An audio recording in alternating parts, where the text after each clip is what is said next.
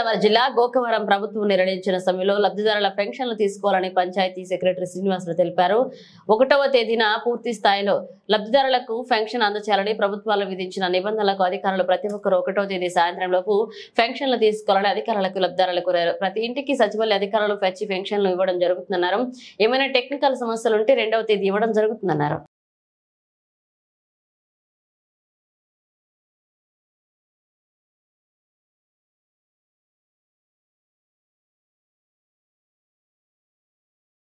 శ్రీనివాసరావు, పంచాయతీ కార్యదర్శి, గోకవరం గ్రామంలో ఎన్టీఆర్ భరోసా పెన్షన్లు పొందుతున్న అన్ని రకాల పింఛన్దారులు కూడా రేపు 1వ తారీఖున గ్రామం వద్దలోనే ఉండి వారి ఇండ్ల వద్ద ఉంటేటైతే సచివాలయ సిబ్బంది అందరూ కూడా తమ పెన్షన్లు మీ ఇంటికి వచ్చి ఇస్తారు.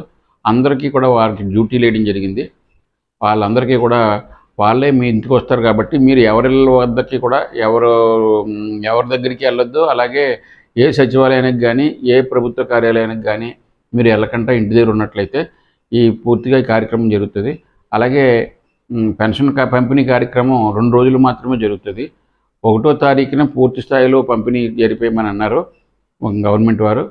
అది సాంకేతిక కారణాలు తలెత్తినట్లయితే 2వ తారీఖున పెడతారు. కానీ లేకపోతే కనుక 1వ తారీఖునే పూర్తి స్థాయిలో పెన్షన్ పంపిణీ చేస్తారు. కాబట్టి ఇది గుర్తెరిగి వివిధ ప్రదేశాల్లో కానీ ఏ ఊర్లో కానీ ఉన్న వాళ్ళందరూ కూడా ఆ 1వ తారీఖుని మీ ఇళ్ళ వద్దనే ఉండవలసిందిగాను, ఏ కార్యాలయానికి కూడా తిరగొద్దని చెప్పేసి మిమ్మల్ని పంచాయతీ తరఫున కోరి ప్రార్థిస్తున్నామండి.